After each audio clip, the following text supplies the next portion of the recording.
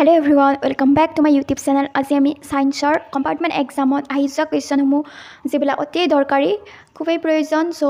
এইটো ভিডিঅ'ত লৈ আহিছোঁ সায়েন্সৰ কাৰণে যোৱা কম্পাৰ্টমেণ্ট এক্সামত কিছুমান কেইটামান বছৰৰ সো এইকেইটা তোমালোকে ভালদৰে চোৱা ভিডিঅ'টো সো ফাৰ্ষ্ট আমি কুৱেশ্যন নম্বৰ 1 ফাৰ্ষ্টতে আমি চাম অতি দৰকাৰী কেইটা দিম মই সো এইকেইটা চাই ল'বা পেপাৰৰ পৰা ফাৰ্ষ্ট ক্লোৰিনে কি দ্ৰব্যৰ লগত বিক্ৰিয়া কৰিলে ব্লিচিং পাউডাৰ উৎপন্ন কৰে এণ্ড ছেকেণ্ড ইথিনৰ ইলেক্ট্ৰন বিন্দু গঠন আঁকা তাৰপিছত মানৱ সৃষ্ট পৰিৱেশ তন্ত্ৰ এটা উদাহৰণ দিয়া নেক্সট মানৱ দেহত ইনচুলিন হৰমন ক'ত উৎপন্ন হয় ওমৰ সূত্ৰটো লিখা তাৰপিছত লোৰ গজাল এটা ডুবাই ৰাখিলে কপাৰ ছালফেট দ্ৰৱ এটাৰ ৰঙৰ পৰিৱৰ্তন ঘটে কিয় নেক্সট কেইটামান ৰাসায়নিক বিক্ৰিয়া দিয়া আছে তাত সন্তুলিত সমীকৰণ লিখা কিহৰ দিয়া আছে আমাৰ ইয়াত কেলছিয়াম কাৰ্বনেট প্ৰবলভাৱে উত্তপ্ত কৰিলে কেলছিয়াম অক্সাইড আৰু কাৰ্বন ডাই অক্সাইড উৎপন্ন হয় নেক্সট দিয়া আছে পটাছিয়াম ধাতুৱে পানীৰ সৈতে বিক্ৰিয়া কৰিলে পটাছিয়াম হাইড্ৰক্সাইড আৰু হাইড্ৰজেন গেছ উৎপন্ন হয় নেক্সট দিয়া আছে এচিড এটাৰ জলীয় দ্ৰব্যই কিয় বিদ্যুৎ পৰিবহণ কৰে তাৰপিছত অৱতল দাপনৰ এটা ব্যৱহাৰ 2.0 ডায়ামিটাৰ 2.0 ডি ক্ষমতাৰ লেন্স এখনৰ ফকাছ দৈৰ্ঘ্য নিৰ্ণয় কৰা তাৰপিছত দিয়া আছে অযৌন প্ৰজনন প্ৰক্ৰিয়াতকৈ যৌন প্ৰজনন প্ৰক্ৰিয়াৰ সুবিধা কি তাৰপিছত দিয়া আছে প্ৰজনন প্ৰক্ৰিয়াত DNA প্ৰতিলিপিৰ আৱশ্যক কি ৰাতি তৰাৱৰ্তীৰ বিৰাই কিয় তাৰপিছত বৈদ্যুতিক জেনেৰেটৰ ব্ৰাছ ৰিং এইবিলাকৰ কাৰ্য ব্যাখ্যা কৰা তাৰপিছত বৈদ্যুতিক মটৰৰ স্প্লিট ৰিঙৰ কাৰ্য ব্যাখ্যা কৰা তাৰপিছত দিয়া আছে অজন স্তৰে কোনো পৰিস্থিতি তন্ত্ৰত কেনেদৰে প্ৰভাৱ পেলায় তাৰপিছত ধাতু আৰু অধাতুৰ মাজৰ তিনিটা পাৰ্থক্য লিখা তো মই ইয়াত মোষ্ট ইম্পৰ্টেণ্ট কেইটা কৈ গৈছোঁ চ' সেইকেইটা তোমালোকে ভালদৰে চাই যাবা এণ্ড নেক্সট দিয়া আমাৰ তোমালোকে চাবা এইটো এটা প্ৰতিটো 6 ওম ৰোধৰ তিনিটা ৰোধক কেনেদৰে সংযোগ কৰিলে সজ্জাতৰ সমতুল্য ৰোধ 9 ওম হ'ব তাৰপিছত এটা ডায়েগ্ৰাম আঁকিব দিছে দুটা ৰোধক সমান্তৰালভাৱে সংযুক্ত কৰি এটা বৈদ্যুতিক বৰ্তনীৰ নিকা চিত্ৰ অংকন কৰা নেক্সট দিয়া আছে এটা নিউৰনৰ গঠন আৰু কাৰ্য বৰ্ণনা কৰা মোষ্ট ইম্পৰ্টেণ্ট এইটো এটা নেক্সট দিয়া আছে মানুহৰ পাচন তন্ত্ৰ এটা নিকা চিহ্নিত চিত্ৰ অঁকা এইটো এটা ইম্পৰ্টেণ্ট তাৰপিছত দিয়া আছে মানুহৰ হৃদযন্ত্ৰৰ অভ্যন্তৰিক গঠনৰ ছবি আঁকা আৰু মূল ধমনী আৰু হীৰাসমূহ চিহ্নিত কৰা তাৰপিছত মানুহৰ লিংগ কেনেকৈ নিৰ্ধাৰিত হয় ব্যাখ্যা কৰা তাৰপাছত বিৱৰ্তন কাক বোলে বিৱৰ্তন তাৰপাছত আমাৰ এইটো এটা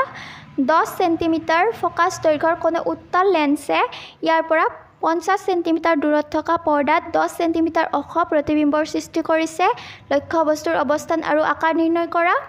তাৰপাছত ইয়াতো দিয়া আছে এখন অৱতল দাপনৰ ফকাছ আৰু মেৰুৰ মাজত এটা লক্ষ্য বস্তু থোৱা আছে ৰশ্মি চিত্ৰৰ সহায়ত প্ৰতিবিম্বৰ গঠন দেখুওৱা চ' এইকেইটা ইম্পৰ্টেণ্ট তাৰপাছত তোমালোকে বাকীকেইটা পাৰিলেও চাবা যিবিলাক মানে সবচে ইম্পৰ্টেণ্ট সেইকেইটা মই ভালদৰে কৈ গৈছোঁ বাট ইয়াৰে তোমালোকে বাকীখিনিও চাবা পাৰিলে তাৰপাছত নেফ্ৰনত কেনেদৰে মূত্ৰ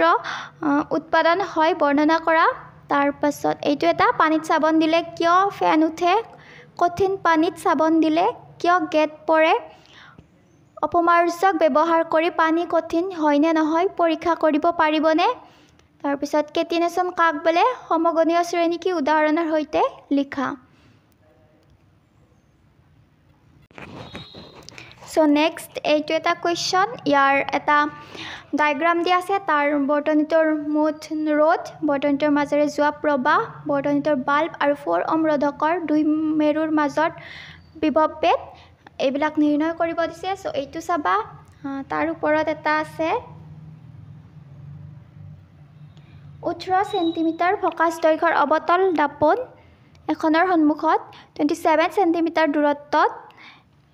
7 চেণ্টিমিটাৰ আকাৰৰ বস্তু এটা ৰখা হৈছে দাপোনখনৰ পৰা কিমান দূৰত্বত পৰ্দা এখন ৰাখিলে তাত স্পষ্টকৈ গঠন হোৱা প্ৰতিবিম্ব এটা পোৱা যাব প্ৰতিবিম্বটোৰ আকাৰ আৰু আকৃতি নিৰ্ণয় কৰা চ' এইটো চাবা তোমালোকে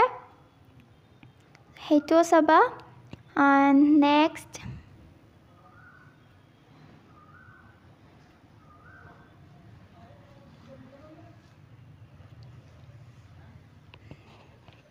নেক্সট চাবা বৈদ্যুতিক মটৰ আৰু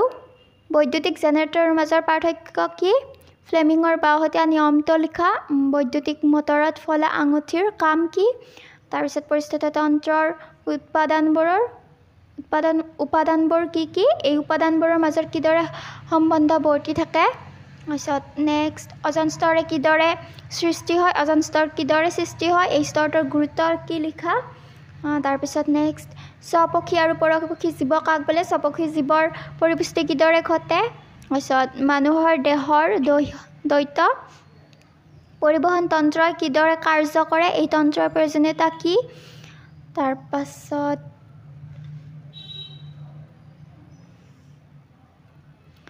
ইয়াত মাৰ্কবিলাক দিয়া আছে কিমান মাৰ্কত আহিছে চ' এইবিলাকো চাই ল'বা ভালদৰে তাৰপিছত দিয়া আছে এইটো এটা তাৰপিছত এইটো সৌৰশক্তি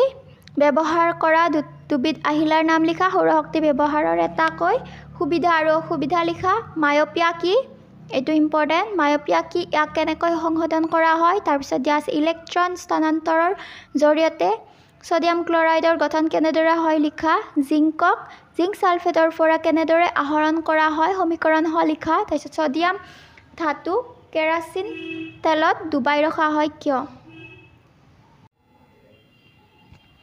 তাৰপিছত আছে 25 নম্বৰত কাৰ্বনৰ সংপৃক্ত যৌগ আৰু অসংপৃক্ত যৌগ কি উদাহৰণৰ সৈতে লিখা তলৰ যৌগ দুটাৰ গঠন কি দেখুওৱা বেনজিন আৰু প্ৰপানেল তাৰপিছত চাবনি ভৱন বিক্ৰিয়া কি সমীকৰণৰ সৈতে লিখা নেক্সট দিয়া আছে পৰিৱেশৰ ভাৰসাম্যতা ৰক্ষা কৰিবলৈ ল'ব পৰা ব্যৱস্থাৰ বিষয়ে লিখা তাৰপিছত বুলি দিয়া আছে প্ৰাকৃতিক সম্পদ আমাৰ বাবে কিয় প্ৰয়োজনীয় এই সম্পদৰ ৰক্ষণাবেক্ষণ দিবৰ বাবে তুমি কি পৰামৰ্শ আগবাঢ়িবা আগবঢ়াবা এইকেইটা আছিল কম্পাৰ্টমেণ্ট এক্সামৰ কাৰণে